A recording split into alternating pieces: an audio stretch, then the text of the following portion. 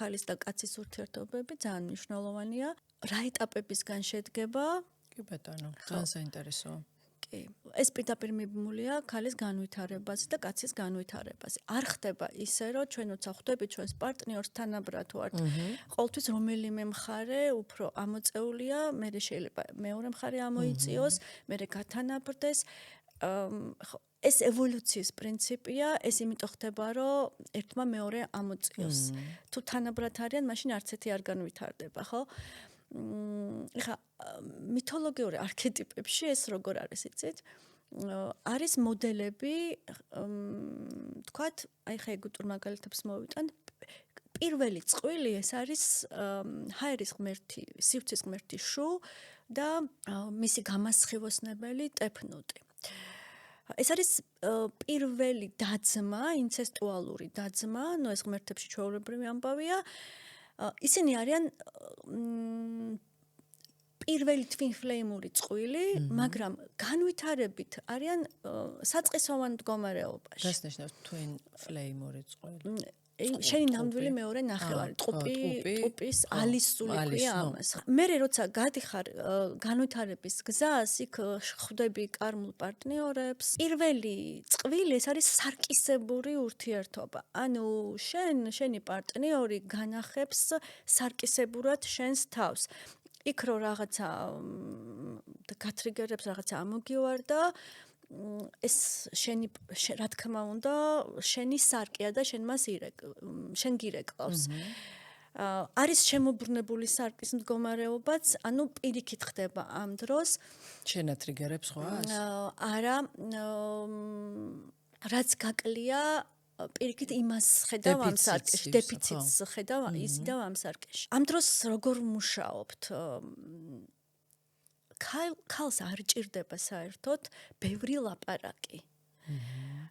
მამაკაცთან თუ ქალი ძლიერია ენერგეტიკულად, ის მუშაობს თავის თავში, თავის ცვლილებებში და ვიბრაციულად მას რო ქალს როცა ეცვლება სიხშირე, ეს პირდაპირ აირეკლება იმ სარკეში. მამაკაცში. ის მომენტალურად იცვლება. თუ ვერ იცვლება და არ აქვს იმის რესურსი, რომ შეიცვალოს, ის გადის მისი ველიდან უბრალოდ და ქალი მზად უნდა იყოს ამისთვის.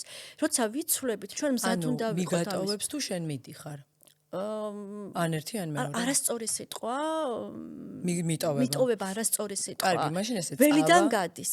შეფასების გარეშე სიხშირეზე ვარ. სხვადასხვა ინტერესები გვაქვს. აი მან შემოდის რომ ურთიერთობაშიც არის სამი ტიპის კავშირი, ხო? პირველი თქვათ, ეს არის სხეულებრივი, სუფთა ქიმია და აი პარტნიორს როცა ვხედავთ, რაღაცა გვემართება, სასწაული ქიმია ჰორმონალურ დონეზე და ეს არის სხეულებრივი, მაგრამ ის ძალიან ხანმოკლეა. ხო? ის ქიმია გავა მივიღებთ დავიკმაყოფილებთ აი ამ ჰორმონალურ რაღაც აფეთქებას, fireworks და მე ეს ქრება. ცოტა უფრო ხანგრძლივია, ნუ უფრო მეტად ხანგრძლივი და შეიძლება მთელი ცხოვრებაც გასტანოს პარტნიორთან ურთიერთობამ, თუ ეს არის მენტალური ურთიერთობა, ღირებულებითი ურთიერთობა, იმიტომ რომ აქ არის საერთო ღირებულებები და ამას ხედვა და ამას ერთმანეთში გაცვლა ხდება და კარგად ვართ, ხო? მაგრამ ესეც არ არის მუდმივი. ესეც არ არის მუდმივი, ხო, უფრო ხანგრძლივია ვიდრე სხეულებრივი, მაგრამ ესეც არ არის მუდმივი, იმიტომ რომ ვიცვლებით ამას ვამბობ. მუდმივი არის ზუსტად სულიერი კავშირი. ორი სული როცა ხვდება ერთმანეთს და ეს არ არის არანაირი რომანტიკა. ცხოვრების რაღაც პირველ მონაკვეთში ჩვენ ვცხოვრობთ აი იმ ქიმიით, ჰორმონებით, ასევე ვცხოვრობთ და აი ოჯახები უფრო მყარია აი ამ მენტალური და ღირებულებითი, მაგრამ აი ნამდვილი თუ კი მარადიული შეიძლება არსებობდეს, ეს არის ზუსტად სულების კავშირი. და როგორი ურთიერთობა ეს არ ხდება ცხოვრების პირველ ნახევარში. ხო, შეიძლება ეს ეტაპები გავიაროთ ერთ წყვილთან. თუ არა? შეიძლება დიდი ჯახის ფასად, დაშორების და ისე ვინც არის ეს სულები, ისინი ადრევე ხვდებიან ერთმანეთს, შეიძლება მერე აღმოვაჩინონ, რომ თურმე მთელი ცხოვრება მეზობლები იყვნენ, ან აი სადღაც იქვე ცხოვრობდა და ვერ არ იცნობდნენ, არც შეხვედრიან და მერე აღმოვაჩინონ, რომ ეს ლანდშაფტურად, ეს არის ენერგეტიკული სიახლოვე.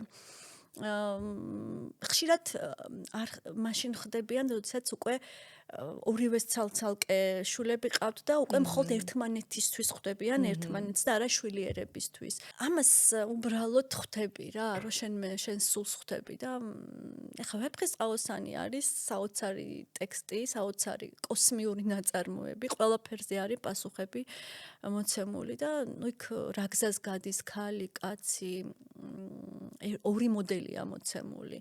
ერთი, თქვათ, ნესტან დარეჯანის და ტარიელის დამანგრეველი მთელი ურთიერთობა და მეორე მხრივ სტაბილური, მოწესრიგებული, გონზე დამყარებული თინათინის და ავთანდილის ურთიერთობა, ხო? მაგრამ რა ხდება ვეფხისტყაოსანში? ეს ორი წყვილი გადაეხლართება ერთმანეთს. იმიტომ რომ იმათ აკლიათ აი ეს გონიერება უსებენ ერთმანეთს. და აი ამ გონიერ თინათინს და ავთანდილს აკლია ის რაც აქვს მათ აი ეს ძალიან ძაფრი ტრანსფორმაციების გზა მოწყენილობა არაბეთში აი ამდენი გონიერებისაგან. ხო და იქ პირიქით ყველაფერი ინგრევა აი ამ ბევრი ტრანსფორმაციით და ბევრი ცვლილებებით, ხო? და აი ამ ქარცეცხლით და ამიტომ ეს ორი წყვილი ავსებს უკვე ერთმანეთს საბოლოო ჯამში. და მე საბოლოოდ მივდივართ ქორწილამდე. ქორწილიც მეტაფორა არის, როდესაც ხდება საკრალური შეკავშირება. ესე იგი, ეს ორი წყვილი ეს ორი მხარე არის, ხო? კი. ხო, არ შემეხედავს ეგრევე საინტერესოა. რა მრავალმხრივი არის ვეფხისტყაოსანი რამდენი რაღაცის დანახვა შეიძლება. და აი ახლა ეს სამი რო ვთქვი, სხეულებრივი, მენტალური და სულების კავშირი საბოლოო უკვე სულ ეს სამივე მთლიანდება რა. ცხოვრების მეორე ნახევარში როცა ჩვენ ხვდებით ჩვენს აი ამ სულიერ მეორე ნახევარს, სამივე შემოდის უკვე. სამივე მთლიანდება. იმიტომ რომ მე ესე წარმომიდგენია, რომ შენ სულიერ პარტნიორთან ქიმიაც გაქვს. რა თქმა უნდა. მენტალური კავშირიც გაქვს და ხო, ყველაფერი ერთად წარმომიდგენია, რომ არის. კი, ხო, ნუ ამისთვის აი ასეთი კავშირები უფრო მაღალ ცნობიერებაში ხდება და ამას მე ვეძახი არქეტიპულად ჰორის და ჰათჰორის მოდელს. ხო, დავიწყე ეგვიპტური მაგალითით შუდა ტეფნოტ. ეს არის განვითარების პირველი ეტაპი, როდესაც აი ტაროს კარტში რო არის სულელის არქეტიპი, გზის დასაწყისში, ხო? ანუ მაძიებელი.